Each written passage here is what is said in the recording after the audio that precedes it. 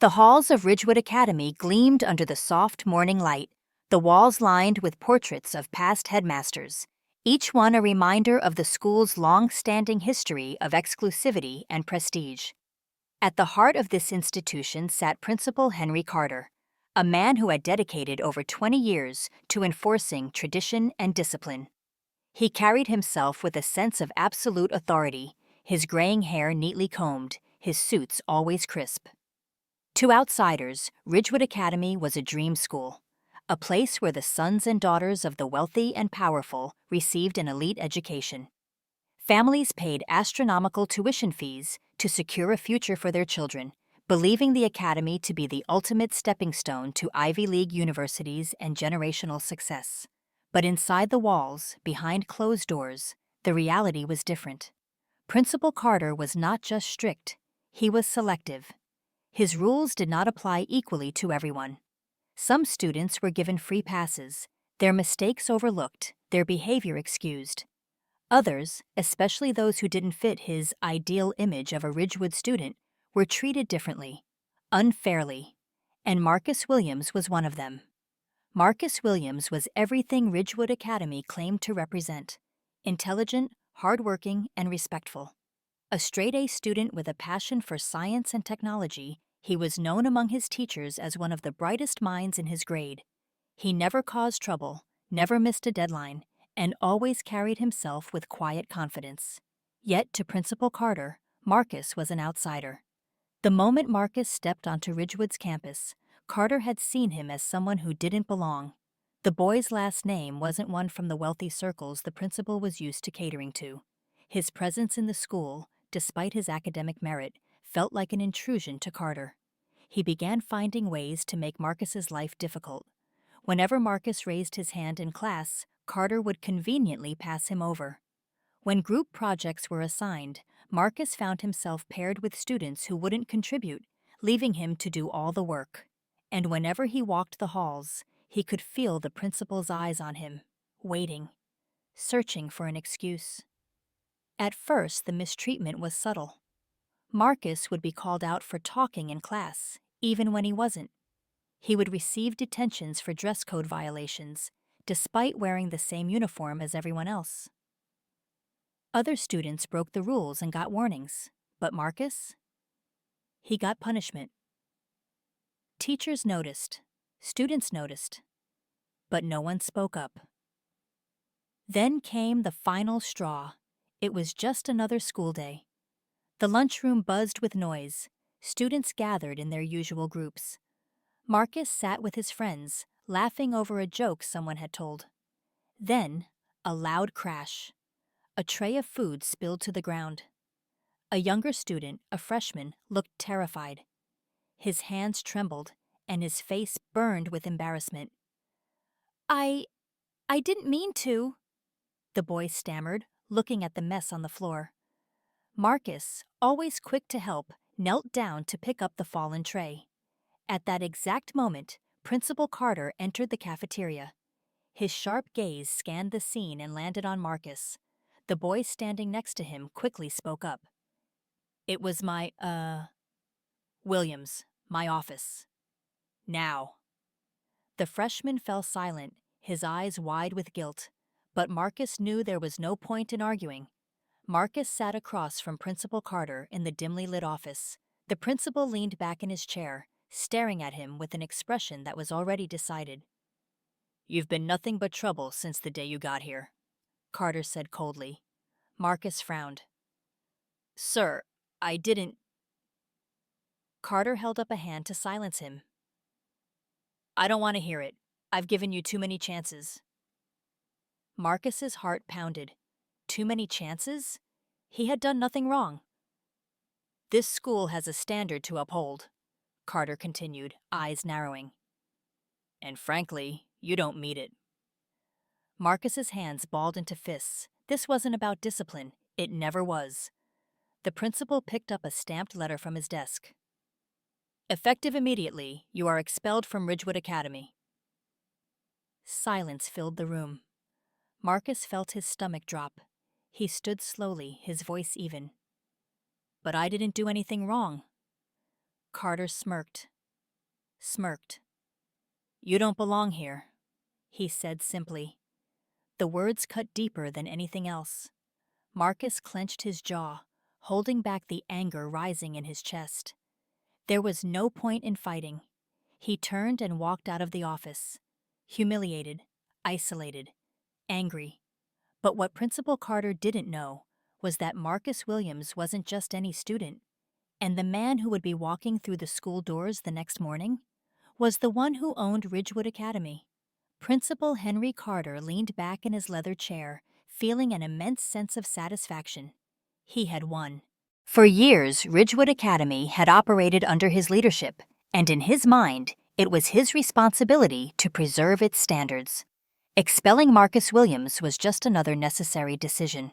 He sat at his desk, a smug smirk on his face as he scribbled notes in a folder labeled Disciplinary Actions. He had no doubt that this was the best thing for the school. In his mind, Marcus never belonged at Ridgewood. The door to his office opened slightly, and his assistant, Mrs. Reynolds, hesitated at the entrance. She cleared her throat. "Sir, I just wanted to check if you needed me to process Marcus Williams' expulsion notice." Carter waved his hand dismissively. "Already handled. The boy's gone. No need to waste any more time on it." Mrs. Reynolds hesitated. Her expression seemed tense, almost as if she wanted to say something, but Carter barely noticed.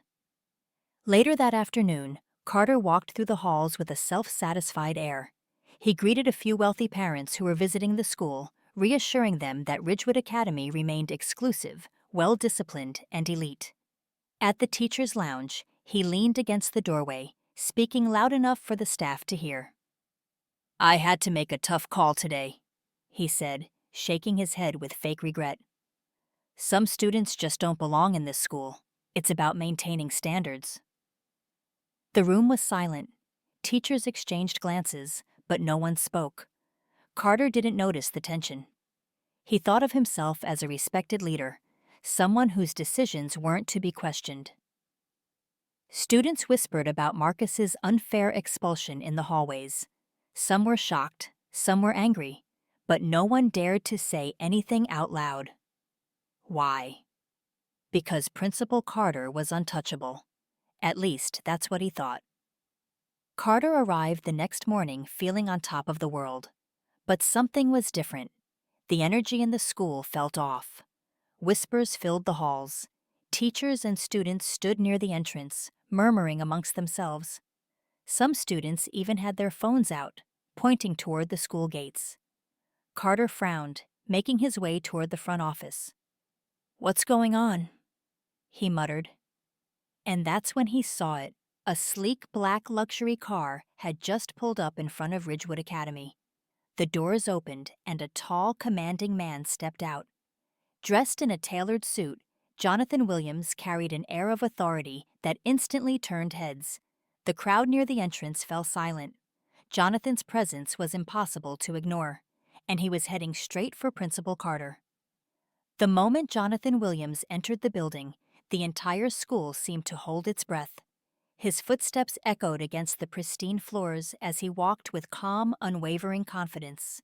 Students and staff moved aside instinctively, watching in silent curiosity. Even the security guard at the front hesitated, unsure whether to intervene. Jonathan didn't stop. He walked directly to the front desk, his deep voice carrying across the office. "I need to speak with Principal Carter, now."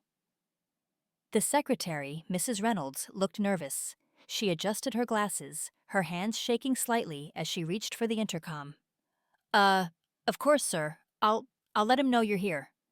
She pressed the button. "Sir, there's a Mr. Williams here to see you."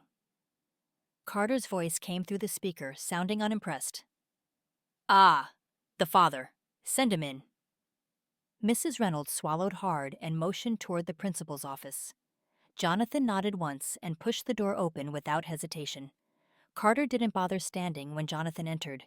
Instead, he leaned back in his chair, feigning indifference. "I assume you're here to beg for your son's spot back," Carter said coolly, a smirk on his lips. Jonathan Williams remained silent. He walked over to Carter's desk and with calculated precision, placed a folder on the polished wood. Carter raised an eyebrow, barely glancing at it. "I don't beg," Jonathan said in a steady, unwavering voice. Then he leaned forward slightly. "I own this school." For the first time in years, Principal Carter had nothing to say. His smirk vanished. His eyes flicked to the folder on his desk, and he hesitated before flipping it open. The documents inside confirmed it. Jonathan Williams was not just a wealthy parent, he was Ridgewood Academy's largest investor and the majority shareholder. The blood drained from Carter's face. Jonathan sat down across from him, calm, composed, and completely in control. "My son," he said slowly, "was expelled from a school that I own." Carter's throat felt dry. He opened his mouth, but no words came out. For the first time, he realized what he had done. And it was too late. Principal Henry Carter couldn't move. The weight of Jonathan Williams's words hung in the air like a death sentence. "I own this school." Carter's hands trembled as he picked up the file in front of him, flipping through the documents with growing dread. It was all there. Jonathan Williams wasn't just a parent, he was Ridgewood Academy's majority shareholder, the biggest investor, the real power behind the school. Carter's smug confidence vanished. His mouth went dry. His face turned pale. I didn't realize," he stammered, his usual arrogance replaced with sheer panic. Jonathan leaned forward, his voice sharp as a blade. "I think it's time," he said slowly. "We discuss your employment." Carter's heart pounded. "Mr. Williams, listen, Jonathan raised a hand. "No excuses." His tone was calm, but the authority in his voice was absolute. "You expelled my son without cause. You abused your position. You've ruled this school like a tyrant for years." I was just following policy," Carter blurted out, sweat forming on his forehead. "I was maintaining discipline." Jonathan tilted his head. "You call it discipline. I call it discrimination." Carter opened his mouth to argue, but Jonathan was already pulling out his phone. "I'm calling an emergency board meeting right now." Carter jumped from his chair. "Wait, we can fix this. I'll reinstate Marcus right now. Jonathan's icy stare cut him off. "This isn't just about Marcus," he said. "This is about the culture of this school, a culture you poisoned. Ridgewood Academy needs leadership that values all students, not just the ones you favor." Carter felt like the walls were closing in. He had spent years believing he was untouchable. But now, his reign was about to end. Within the hour, every board member was seated around the long oak table in the Ridgewood Academy conference room. They had been blindsided. None of them had expected this. Carter sat stiffly in his chair, fighting to maintain composure. Jonathan Williams sat at the head of the table. His voice was steady, commanding the room. "I called this meeting to address an issue that has been ignored for far too long," he began. "Ridgewood Academy has a reputation to uphold, but recent events have proven that our leadership is failing." The board members glanced at each other, uneasy. Jonathan continued, his eyes locked on Carter. "I have evidence that Principal Carter has repeatedly discriminated against students," he said, "and his latest act, expelling my son without cause, was the final straw." A murmur rippled through the room. One board member frowned.